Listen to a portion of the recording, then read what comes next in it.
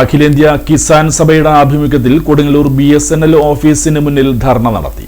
അഖിലേന്ത്യാ കിസാൻ സഭ കൊടുങ്ങല്ലൂർ മണ്ഡലം കമ്മിറ്റിയുടെ നേതൃത്വത്തിൽ കേന്ദ്ര സർക്കാരിന്റെ ജനദ്രോഹ നയങ്ങൾക്കെതിരെയും രാസവള വിലവർദ്ധനവിനെതിരെയും പ്രകടനവും ധർണയും സംഘടിപ്പിച്ചു. കൊടുങ്ങല്ലൂർ BSNL ഓഫീസിന് മുന്നിൽ നടത്തിയ ധർണ കൊടുങ്ങല്ലൂർ മണ്ഡലം സെക്രട്ടറി അഡ്വക്കേറ്റ് VR സുനിൽകുമാർ ഉദ്ഘാടനം ചെയ്തു. കേന്ദ്ര ഗവൺമെന്റ് ഓഫീസുകൾക്ക് മുന്നിലുള്ള സമരങ്ങളാണ് നടന്നത്. നമുക്കറിയാം, കഴിഞ്ഞ കാലഘട്ടങ്ങളിലെ പോലെ തന്നെ ഒരു മുതലാളിത്തവൽക്കരണത്തിൻ്റെ ഭാഗമായിട്ട് നിന്നുകൊണ്ട്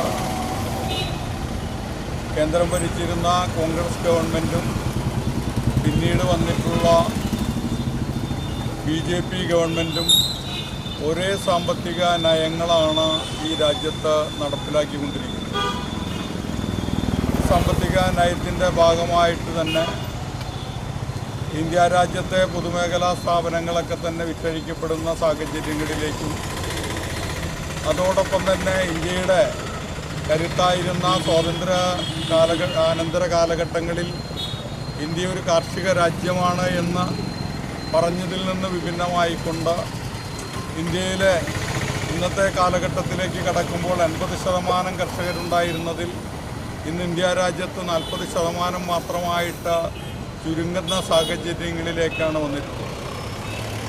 ഇന്ന് ഇന്ത്യ രാജ്യത്തെ കർഷകർ ആത്മഹത്യയിലേക്ക് വരുന്നൊരു സാഹചര്യങ്ങളാണെന്ന് രൂപപ്പെട്ടു വന്നത്. കിസാൻ സഭ മണ്ഡലം പ്രസിഡന്റ് ഹണി പീതാംബരൻ അധ്യക്ഷത വഹിച്ചു.